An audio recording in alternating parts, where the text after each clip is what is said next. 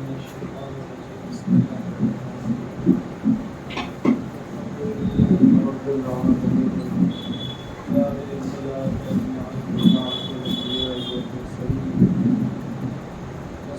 والسلام والتحية والإكرام على نبينا وحبيب قلوبنا وطبيب نفوسنا بالقاسم المصطفى محمد اللهم صل على محمد. ثم الصلاة والسلام على أهل بيته الطيبين الطاهرين المعصومين المحتجبين لا سيما بقية الله في الأرضين والكتاب معشر المجد المنتظر روحي وأرواح العالمين بالجهاد بعد الانتداء واللعن الدائم على أعدائه أجمعين واليوم لا القائم والمقيم أما بعد فقد قال مولانا الصادق عليه الصلاة والسلام إن الله غفور ويحب الغيرة. آج کے مبارک دن کی مناسبت سے سب سے پہلے اپنے آپ کو اور ساتھ میں آپ کو بھی تقویٰ الہی کی نصیحت کرتا ہوں. تقویٰ الہی یعنی حیات طیبہ پاکیزہ زندگی. تقویٰ الہی یعنی عزت کی زندگی، سربلندی کی زندگی. تقویٰ الہی یعنی محمد و آل محمد کی زندگی اور ان کے سکھائے گئے طریقے پر چلنا اور اس طریقے سے موت پانا جس طریقے سے انہیں آئی. تقویٰ الہی یعنی لبیک یا حسین، کیونکہ امام حسین جس چیز کی طرف ہمیں بلا رہے ہیں اور اس آواز پر جو ہمیں لبیک کہنا ہے، امام حسین جس چیز کی طرف دعوت دے رہے ہیں وہ تقویٰ الہی تو ہے. زندگی کی طرف وہ آواز دے رہے ہیں اور ہمیں بلا رہے ہیں، وہ پاکیزہ زندگی ہے اور اسی پر ہمیں لبیک کہنا ہے. اب وہ جو تعلیمات اہل بیت نے ہمیں سکھائی اور کربلا سے جو ہمیں سبق ملتا ہے، اس میں سے ایک اہم ترین سبق وہ ہے کہ جو ابھی حدیث ہم نے آپ کی خدمت میں پیش کی، اس میں بیان ہوا ہے کہ ان اللہ غیور، خداوند متعال غیور ہے، غیرت دار ہے. وہ یحب الغیرہ، اور وہ غیرت کو پسند کرتا ہے، یعنی چاہتا ہے کہ اس کے بندے غیور اور غیرت دار بنے. اب یہ غیرت اتنا اہم مسئلہ ہے کہ اس کو اس طرح بھی کہا جا سکتا ہے کہ غیرت کی ہی وجہ سے امام حسین نے قیام کیا. اور یہ اتنا اہم مسئلہ ہے کہ خداوند متعال اپنا تعارف غیور کے طور پر کر رہا ہے کہ اس دنیا میں، اس کائنات میں سب سے پہلی ذات جو غیرت دار اور غیور ہے وہ خود میں ہوں، خداوند متعال ہے. اور یہ اتنی اہم خصوصیت ہے کہ اگر یہ کسی کافر کے اندر ہو تو خدا اسے خریدتا ہے، اور اگر یہ کسی بندے مومن کے اندر نہ ہو تو خدا اسے رد کر دیتا ہے. دونوں نمونے میں پیش کروں کہ پیغمبر اکرم صلی اللہ علیہ وسلم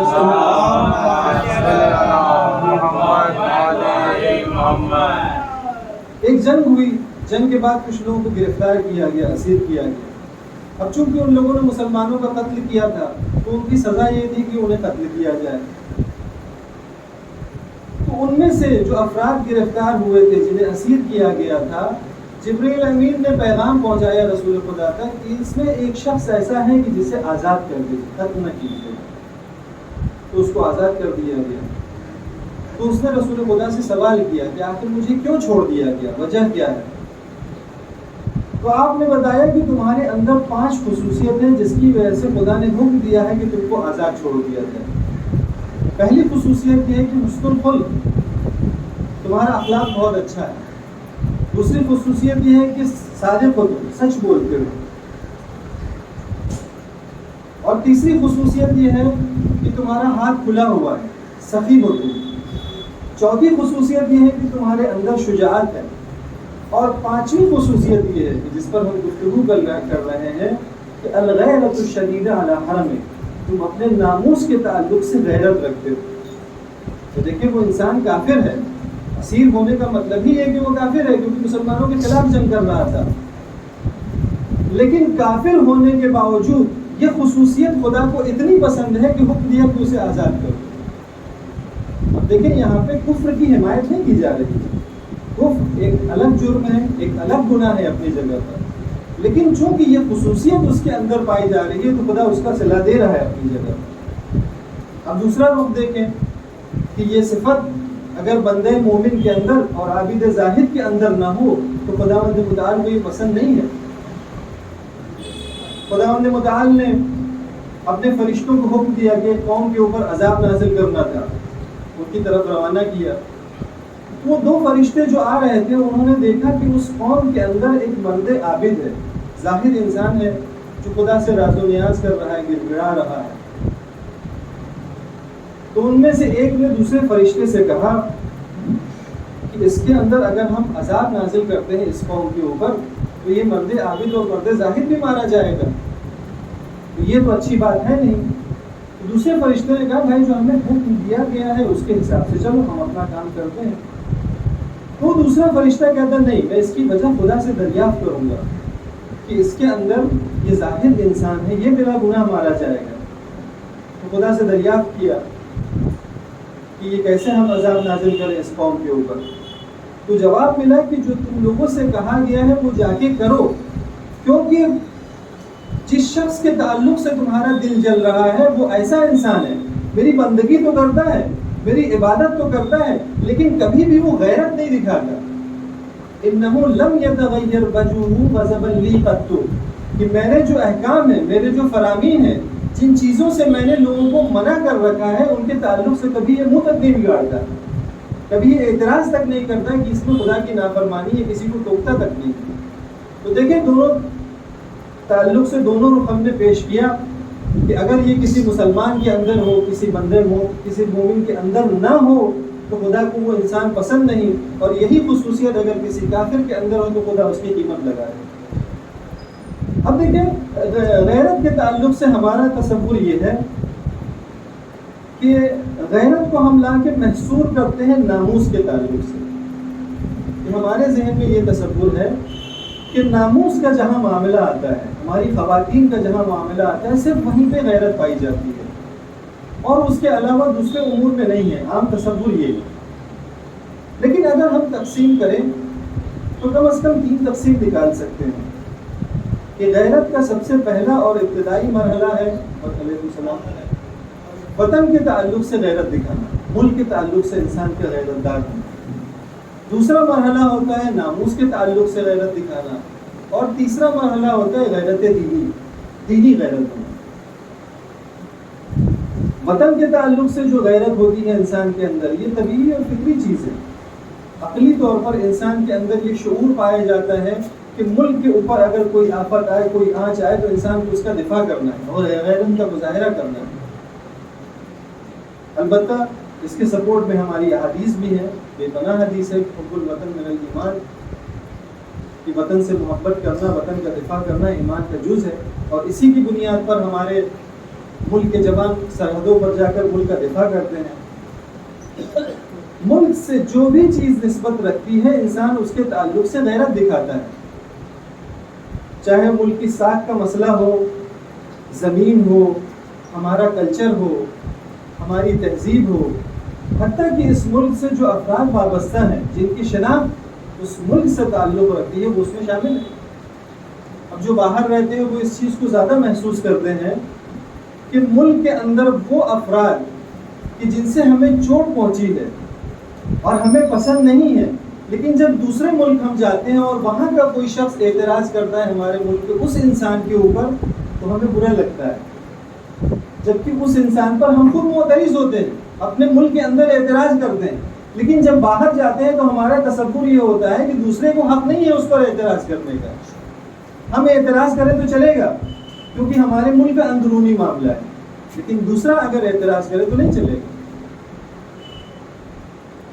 اور یہ وہ مسئلہ ہے کہ جو انسان اپنے اندر اسے باقاعدہ محسوس کرتا ہے، ہماری حدیثیں بھی اسے بیان کرتی ہیں یعنی ملک کا دفاع کرنا ایسا نہیں ہے کہ کسی خاص مذہب سے تعلق رکھتا ہے، کسی خاص فرقے سے تعلق رکھتا ہے کہ پھر مسلمانوں کو نشانہ بنایا جائے اور کسی مسئلے میں لا کر انہیں الجھا دیا جائے اور اس چیز کے درمیان انہیں مخیر کیا جائے کہ اگر دو چیز میں اختلاف ہو جائے تمہارے ملک میں اور تمہارے دین میں تو تم کس کو انتخاب کرو گے۔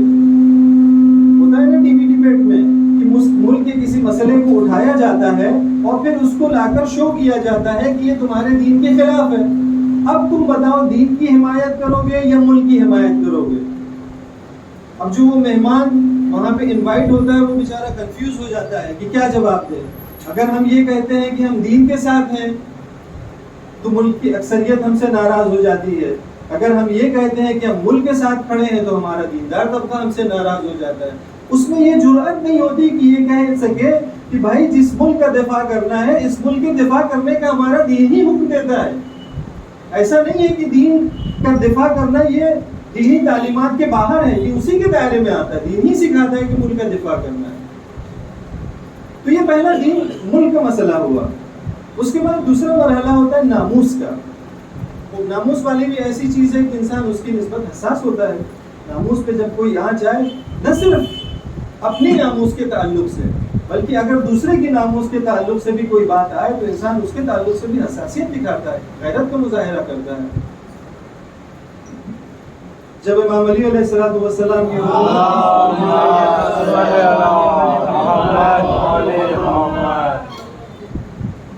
کوفے میں آپ کی حکومت تھی اور سرحدی علاقوں میں ماحول خراب کیا جا رہا تھا تو وہاں پر ایک یہودن کے پیر سے پازیب چھین لی گئی تھی، چرا لی گئی تھی۔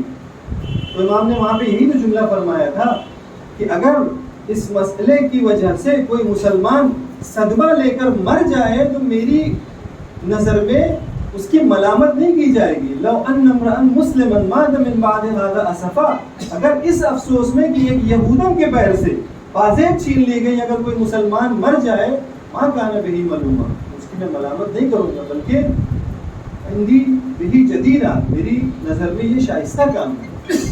ناموس کا تعلق اور یہ مسئلہ ایسا ہے کہ اس کے تعلق سے انسان نہ صرف اپنی ناموس کے تعلق سے بلکہ دوسرے کی ناموس کے تعلق سے بھی حساس ہوتا ہے، یہ دین نے سکھایا ہے۔ اسی طریقے سے امام علیہ السلام کو کوفے میں خبر لگی،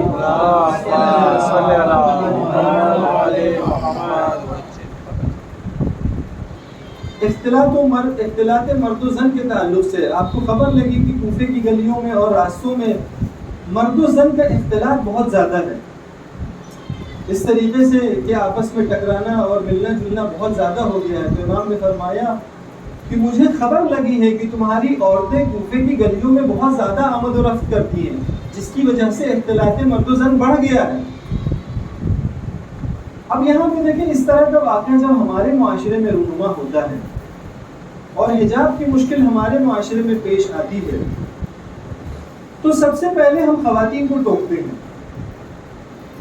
بھائی یہ حجاب اس کو کیوں نظر انداز کر رہی ہو، یہ ہمارا ورثہ ہے، یہ ہماری تعلیمات میں شامل ہے، اسے نظر انداز نہیں کر سکتے، خواتین کو نصیحت کرتے ہیں۔ لیکن امام علیہ السلام خواتین کو نصیحت کرنے کے بجائے مردوں کی توبیخ کرتے ہیں اور مردوں سے خطاب کرتے ہیں کہ اما تستحیون، تمہیں شرم نہیں آتی، تمہاری غیرت کو کیا ہو گیا ہے؟ یعنی اگر تم غیرت دار بن جاؤ تو یہ حجاب کا مسئلہ آسانی سے حل ہو جائے۔ یہ جو حجاب کی مشکل سماج میں پیش آ رہی ہے یہ تمہاری بے غیرتی کی وجہ سے۔ اور پھر بعد میں جو عجیب جملہ فرمایا ہے وہ ہم سب کے لیے قابل غور ہے، فرماتے ہیں لعن اللہ من لا یغار، لعنت ہو خدا کی اس شخص کے اوپر کہ جو غیرت کا مظاہرہ نہ کرے۔ یہ دوسرا مرحلہ ناموس کے تعلق سے کہ انسان فطرتاً اس کے تعلق سے حساس ہوتا ہے لیکن مزید حساس ہونے کی ضرورت ہے کہ انسان اس کے تعلق سے غیرت کا مظاہرہ کرے اور اپنے سماج اور معاشرے کو اس طریقے سے سنوارے کہ جو اہل بیت نے جس کو ہمیں سکھایا ہے۔ خدا سے دعا ہے کہ خداوند متعال ہمارے گناہوں کی مغفرت فرمائے اور ہماری اس عبادت کو قبول فرمائے۔ بسم اللہ الرحمن الرحیم، والعصر ان الانسان لفی خسر الا الذین آمنوا وعملوا الصالحات وتواصوا بالحق وتواصوا بالصبر۔ اللهم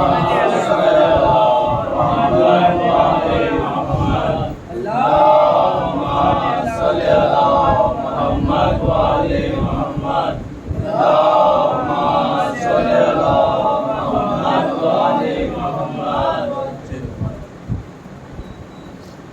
أعوذ بالله من الشيطان الرجيم بسم الله الرحمن الرحيم الحمد لله رب العالمين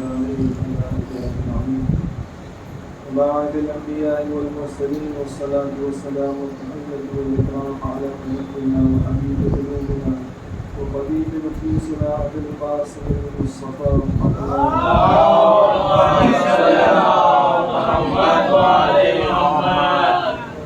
وعلى ابنته فاطمة الزهراء سلام الله عليها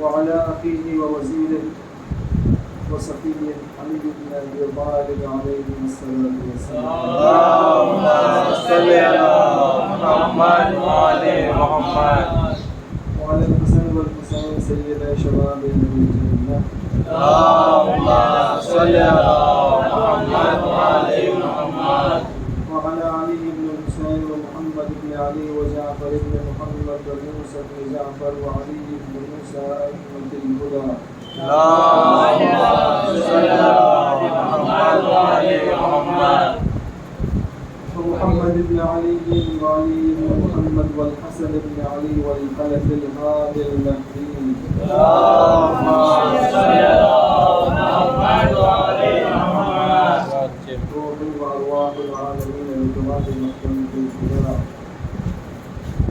واللعن الدائم على أعدائهم أجمعين أما بعد گفتگو غیرت کے تعلق سے ہو رہی تھی اور جو دو صورتیں پیش کی گئی اس میں اگر غور کریں تو اس میں معیار خود انسان ہے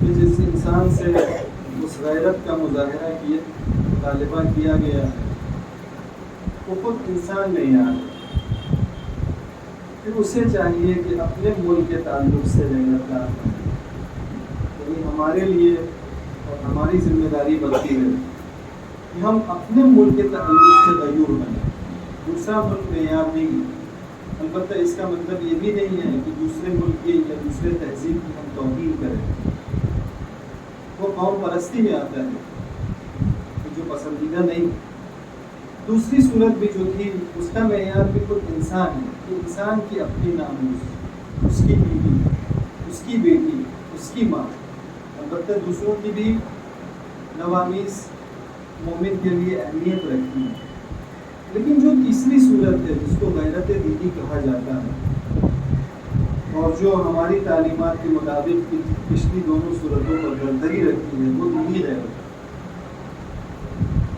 دینی غیرت میں معیار خداوند متعال کی ذات کہ خدا کے تعلق سے جو چیز محبوبیت رکھتی ہے اور خدا کی نظر میں جو چیز مقدس ہے ان کے تعلق سے غیرت دکھانا وہ معیار ہے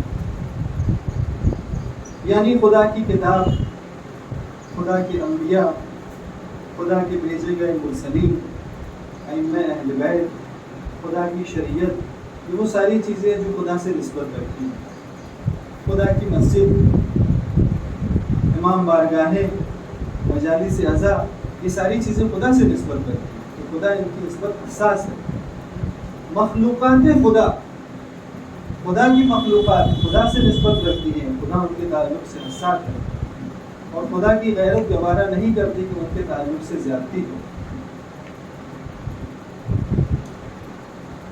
اور خدا مومنین سے مطالبہ کرتا ہے کہ جب دین کا معاملہ آئے تو اس میں کسی طرح کی سستی نہ کی جائے اور یہ وہ خدا کہہ رہا ہے کہ جس کی مہربانی کا تذکرہ اگر کیا جائے تو پتھر کا دل بھی پانی ہو سکتا ہے ایسا مہربان خدا کہتا ہے کہ دین کے تعلق دین کے بارے میں سستی نہ کرو ایک دو نمونے پیش کروں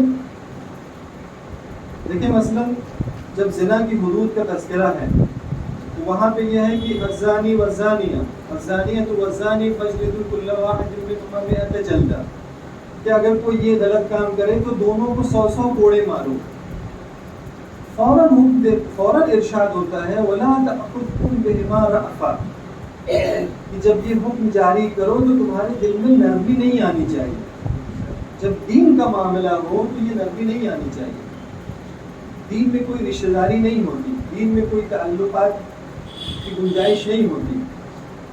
یا دوسرا نمونہ دیکھیں کہ جب قوم لوط کے اوپر عذاب کا حکم ہوا تو جناب لوط کو حکم ہوا کہ اپنی قوم چھوڑ کر باہر چلے جائیں.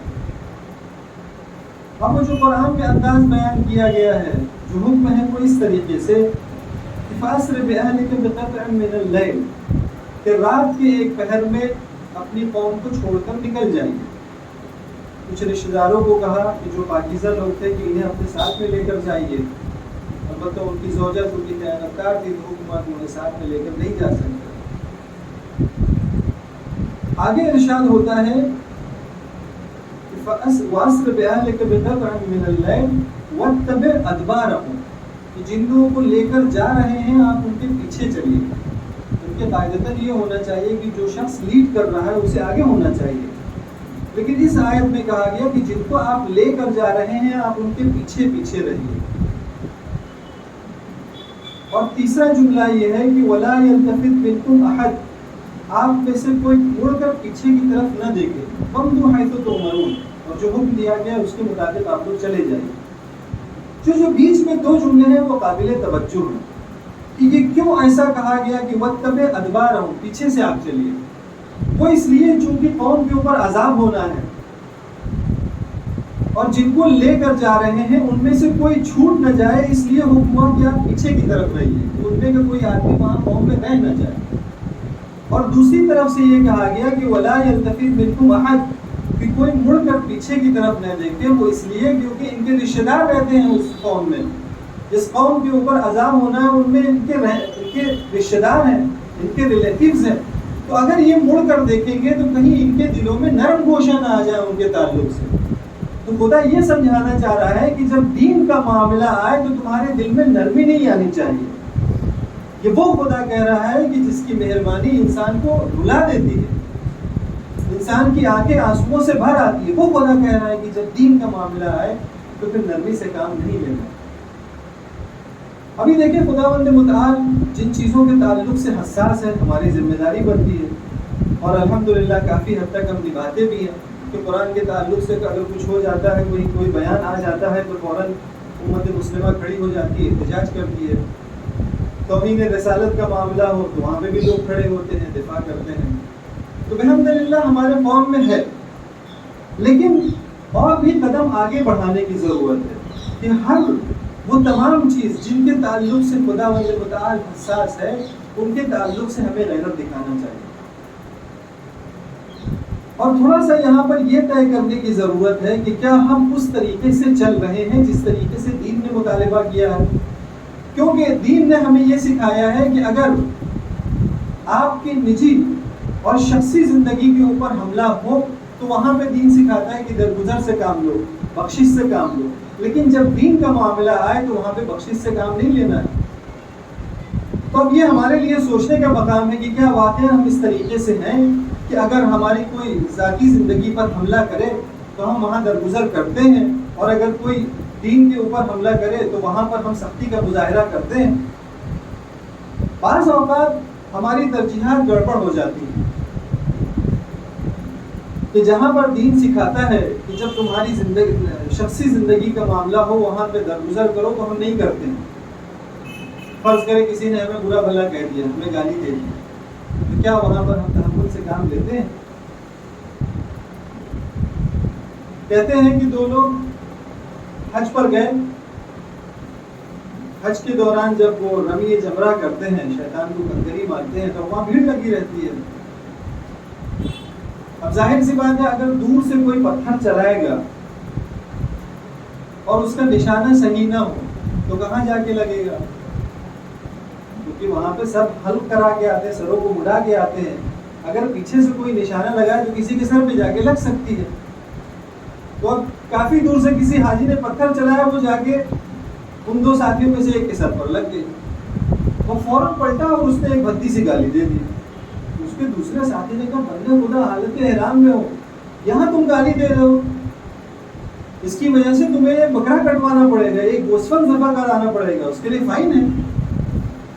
تو اس نے پھر پلٹ کے ایک گالی دے دی. اور اس کا دوسرا ساتھی کہتا ہے کہ تم کو سمجھا رہا ہوں مان نہیں رہے ہو، اب ایک کی وجہ 2 بکرا ہو گیا تمہاری گردن پہ. تو اس نے کہا نہیں اب نہیں گالی دوں گا. اس نے پوچھا ایسا کیوں؟ کہا اس لیے کہ میں نے حساب کیا تو مجھے یہ پتا چلا، یہ احساس ہوا کہ میری جیب میں 2 ہی بکرا کٹوانے کا پیسہ ہے، اس لیے 2 بار میں نے گالی دی، اب گالی نہیں دوں گا.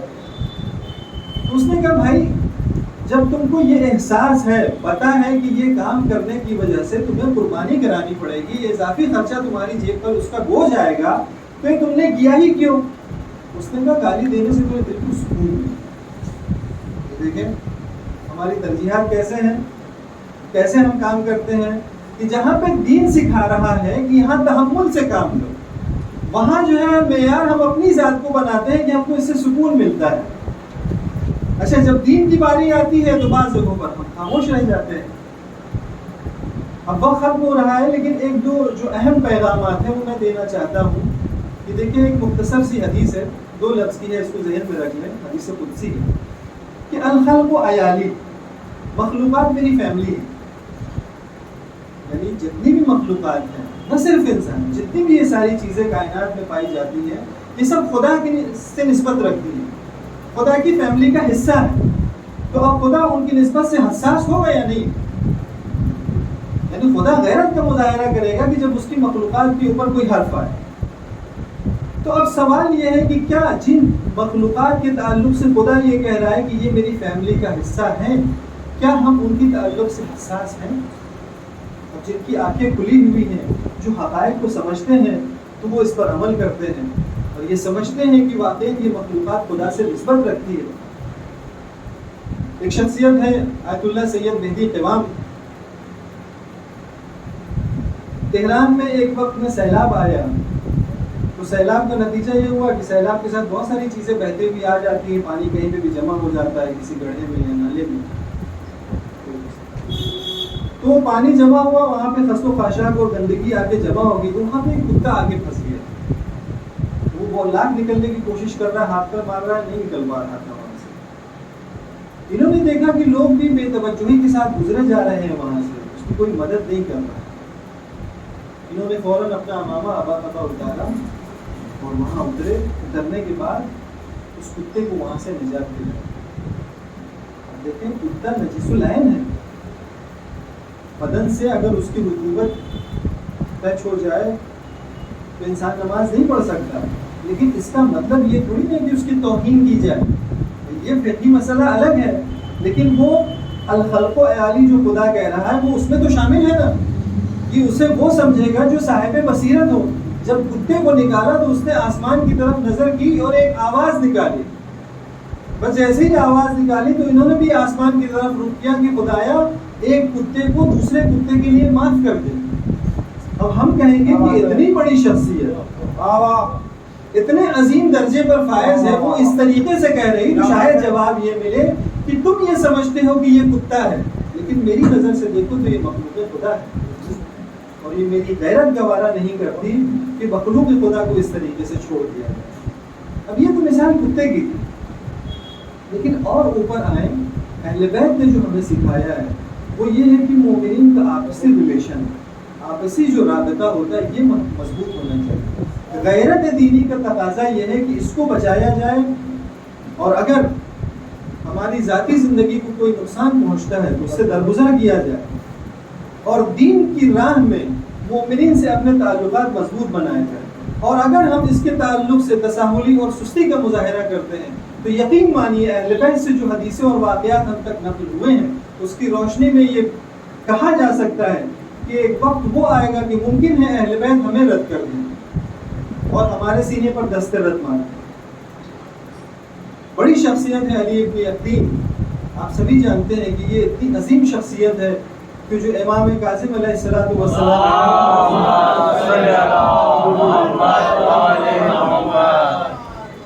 آپ کے بہت قریبی صحابی میں سے تھے، اور یہ حکومت وقت میں بھی کام کرتے تھے، وزارت کے عہدے پر فائز تھے. خود امام نے کہا تھا کہ تمہارے اوپر ذمہ داری ہے کہ تم حکومت میں جا کے اس فریضے کو سنبھالو اور شیعوں کی مدد کرو. اور امام نے کئی بار اظہار محبت کیا ہے علی ابن یقین سے. امام نے کہا کہ تم جا کے یہ وزارت کا عہدہ سنبھالو، اس کے مقابل میں 3 چیز کی ضمانت لیتا ہوں، اور یہ ایسی چیز ہے کہ اگر ہمیں مل جائے تو ہم ساری دنیا چھوڑ دیں۔ امام نے کہا کہ یہ کام جا کے کرو، اس کے اگینسٹ میں 3 چیز کی ضمانت لیتا ہوں۔ ایک یہ کہ دنیا میں کبھی تمہیں مالی پریشانی کا سامنا نہیں کرنا پڑے، یہی مل جائے کافی ہے۔ دوسرے یہ کہ حکومت وقت کی طرف سے جو مشکلات ہوتی ہے، جو آنچ آنے والی، اس سے ہم تمہیں محفوظ رکھیں گے، اور کئی واقعات ہیں کہ امام نے بچایا بھی۔ تیسرا یہ کہ اگر تم یہ ذمہ داری سنبھالتے ہو تو ہم جنت کی ضمانت دیں۔ کتنا عظیم صحابی ہے۔ اب یہ عظیم صحابی کہ جو اتنے عظیم عہدے پر فائز ہے، جو حکومت میں کام کر رہا ہے، اب ان کی ذمہ داری ہے کہ شیعوں کی مدد کرے۔ اب ایک شخص ابراہیم جمال، نام ابراہیم جمال پیشہ ہے، کہ جو شتربانی کا کام کرتے تھے، اونٹ کو پالتے تھے، اور یہ کوئی بڑی شخصیت نہیں، عام انسان ہے، عام شیعہ ہے۔ یہ ایک بار علی ابن یقین کے پاس آئے کسی کام کے لیے، تاکہ ان کا کام حل مسئلہ حل ہو۔ علی ابن یقین نے نظر انداز کر دیا، وہ چلے گئے۔ اب علی ابن یقین بعد میں جب حج کا موسم آیا تو چونکہ امام کاظم مدینے میں رہتے تھے، یہ مدینے پہنچے وہاں پر، اور جب حج کرنے گئے تو سوچا امام کی خدمت میں بھی حاضری دے دیں۔ اب امام کے دروازے پر جب پہنچے اور خادم سے کہا کہ امام سے جا کے کہو کہ علی ابن یقین آئے ہیں، تو جب خادم گیا ہے اور واپس آیا ہے تو کہا کہ امام منع کر رہے ہیں تم سے ملنے کے۔ اب یہ علی ابن یقین کو جھٹکا لگا، کیونکہ اپنی تعریف خود امام کی منہ سے سن چکے ہیں۔ امام نے کہا کہ میں تمہارے لیے جنت کی ضمانت دیتا ہوں، آخر مجھ سے غلطی کیا ہو؟ علی ابن یقین پریشان، انتظار کیا کہ جب امام باہر نکلیں گے تو میں امام سے ملوں گا۔ جب امام باہر نکلے ہیں، علی ابن یقین پہنچے ہیں اور جا کے پوچھا مولا مجھ سے کیا خطا ہوئی، کیوں آپ نے مجھے نظر انداز کیا؟ تو امام نے فرمایا تم کو اس لیے نظر انداز کیا کیونکہ تم نے ہمارے ایک چاہنے والے کو نظر انداز کیا۔ دیکھیں اہل بیت کی ترجیحات کیا ہیں، وہ چاہتے ہیں کہ مومنین کا آپسی ریلیشن مضبوط رہے۔ علی ابن یقین جو اتنی عظیم منزلت پر فائز ہے، اتنی غفلت ہوئی کہ ایک عام انسان کو انہوں نے نظر انداز کیا، تو امام نے اس انسان کو نظر انداز کر دیا، وہ بھی ایسا انسان کی جس کی جنت کی ضمانت مل گئی۔ تو ہم اپنے بارے میں سوچیں کہ اگر ہم اس غلطی کا ارتکاب کرتے ہیں، لاکھ ہم آنسو بہائیں، عزاداری کریں، فرش عزا میں شرکت کریں، نمازیں پڑھیں، روزے رکھیں، یہ سب کام تو علی ابن یقین ہم سے بہتر انجام دیتے تھے نا۔ تو جب ان کو رد کر دیا تو کیا ہمارے ساتھ ایسا نہیں ہو سکتا؟ بالکل۔ تو اب علی ابن یقین نے کہا کہ پھر کوئی طریقہ بتائیے کہ اب میں اس کی بھرپائی کیسے کروں؟ تو اب چونکہ مدینے کا کوفے سے فاصلہ کافی زیادہ ہے، تو امام نے ایک طریقہ بتایا کہ جاؤ بقیع میں، وہاں ایک اونٹ آمادہ ہے، اور باعجاز ان کو جو ہے وہ کوفے پہنچایا۔ جب وہ کوفے پہنچے ہیں تو ابراہیم جمال کے دروازے پہ گئے ہیں، دستک دی، پوچھا گیا کون؟ کہا علی ابن یقین۔ اس کو بھی بڑا تعجب ہوا کہ وزیر میرے دروازے پر آیا ہے۔ دروازہ کھولا، بس جیسے ہی کھولا پہلا جملہ یہ کہ جو مجھ سے غلطی ہوئی معاف۔ چونکہ علی ابن یقین بڑی شخصیت ہے، وہ کہتے معاف کرنے والی کیا بات ہے، میں نے ایسے ہی معاف کر دیا، کہاں جی؟ کیونکہ علی ابن یقین کو احساس ہے نا کتنی بڑی غلطی کی ہے۔ تو علی ابن یقین نے کہا ایسے نہیں، میں زمین پہ لیٹتا ہوں، اپنا چہرہ زمین پہ رکھتا ہوں، تم اپنا پیر میرے چہرے پہ رکھو اور پھر کہو کہ میں نے معاف کر دیا، تب مجھے یقین ہو۔ پھر جب یہ اس طریقے سے وہ زمین پر لیٹے اور اس نے اپنا پیر رکھ کے کہا کہ میں نے معاف کر دیا، تب ان کو اطمینان ہوا۔ اور پھر واپس جب مدینے پہنچے ہیں تو اب امام کاظم علیہ السلام نے استقبال کیا، کیونکہ اب جو کام کیا ہے، اب جو علی ابن یقین آیا ہے وہ بالکل الگ ہے۔ تو ایک یہ دوسرا پیغام ہے کہ جس کی طرف توجہ کرنے کی ضرورت ہے۔ اور یہ جو غیرت کے ضمن میں ہم گفتگو کر رہے تھے کہ ہمیشہ یہ توجہ رہے کہ ہر وہ چیز جو خدا کی نسبت سے تعلق رکھتی ہے، خدا ان کی نسبت جو ہے وہ غیرت رکھتا ہے اور اس کی تعلق سے حساسیت دکھاتا ہے۔ اور جب خدا غیور ہے تو ظاہر سی بات ہے کہ وہ افراد جو مظاہر خدا ہیں، جو خدا کے نمائندے ہیں، یقیناً وہ بھی حساسیت دکھائیں گے۔ تو اس کی طرف ایک توجہ رکھنے کی ضرورت ہے۔ خدا متعال سے دعا ہے کہ خدا ہمارے گناہوں کی مغفرت فرمائے۔ آج کے دن ہماری خصوصی دعا ہونی چاہیے کہ پروردگار ہمارے ولی نعمت حضرت حجت بن حسن کے ظہور میں تعجیل فرما، جواب ظہور فرمائے تو ہمیں آپ کے عوام و انصار میں منشور فرمائے، ہمارے اموات کی مغفرت فرمائے، ان کے درجات کو بلند فرمائے، پرچم اسلام کو سر بلند فرمائے، پرچم کفر و نفاق کو سر دور فرمائے، نبی وآلہ۔ بسم اللہ الرحمن الرحیم۔ والعصر ان الانسان لفی خسر الا الذين آمنوا وعملوا الصالحات وتواصوا بالحق وتواصوا بالصبر۔ اللهم صل على محمد وعلى محمد۔